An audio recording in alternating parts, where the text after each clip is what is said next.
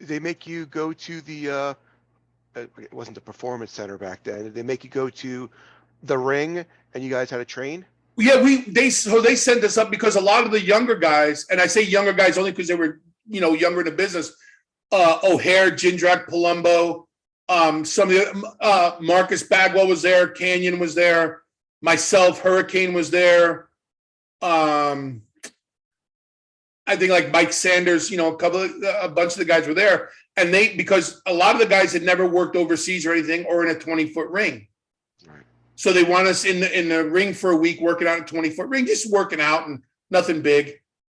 That led into a big shitstorm too. But yeah, we went there for a week and then we were sent home and back on the road because there was a lot of us who had experience in 20-foot rings, and so the timing wasn't. But WCW is a 16-foot or 18-foot, so the timing was off, and a lot of guys didn't think that was an issue. It turned out to be an issue, so they sent everybody to tracks in Connecticut for the week.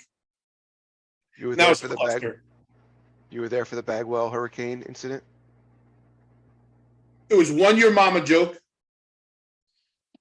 Fired back with a your mama joke. Hurricane had the better your mama joke. Now Hurricane had dinged his shoulder, so he was sitting out. So here's the thing, right? Oh, you're sitting out. You ain't doing shit. I'm sweating. Everybody was getting on everybody's nerves. So Hurricane had a frozen water bottle on his shoulder sitting there. Him and Bagwell went back and forth. Hurricane got the best of him. Bagwell open-handed him. Hurricane took the frozen water bottle, bam, dropped him. Blood everywhere. He's got to go and get stitches.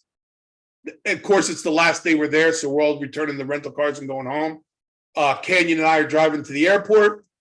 My phone rings. Billy, it's Johnny. What's up, John? What's going on? Nothing, just heading home.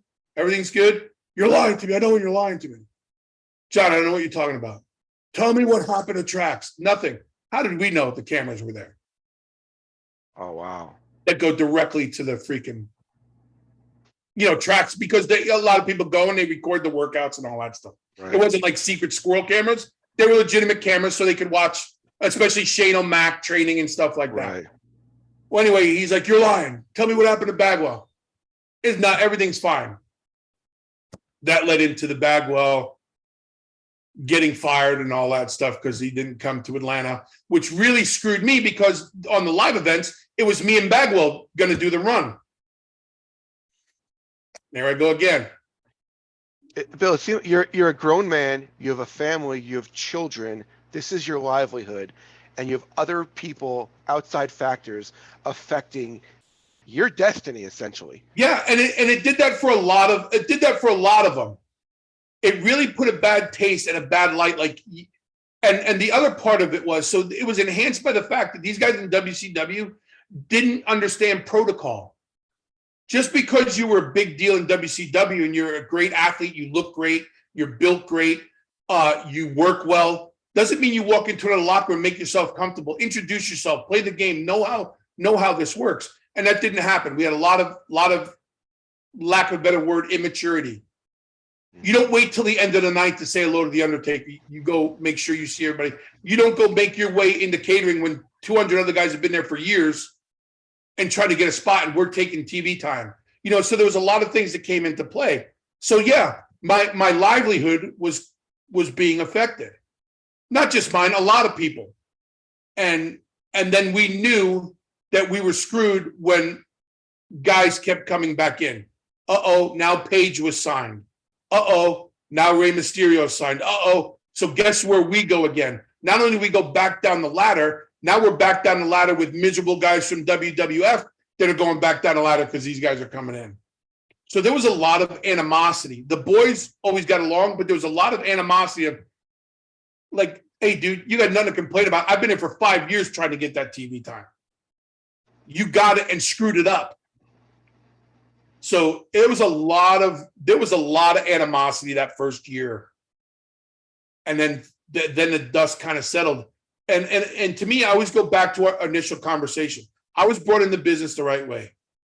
I was fortunate enough to have some relationships with some of the WWF guys. while they were there and I was somewhere else. I knew them, but I also knew that I didn't put my bag in the middle of the floor, make myself comfortable and all this other stuff. Okay, I'm a contracted WWF superstar, but these guys were here first. And so I knew I had to build my relationships again.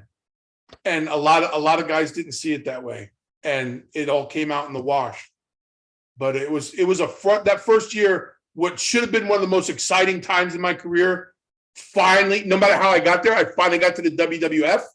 And it was a very stressful. That first year was super, super stressful.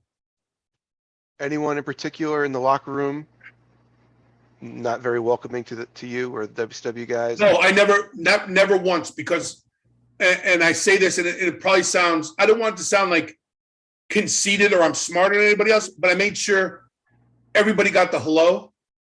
I made sure everybody knew I was there. I treated the production people the right way, the cameraman the right way, the props guy the right way.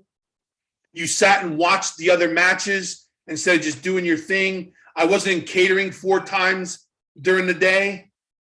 I made sure that people knew I was in the area and I was ready to go. I didn't walk around and not get dressed because I wasn't on the card. I was dressed. I was in my gear, start to finish.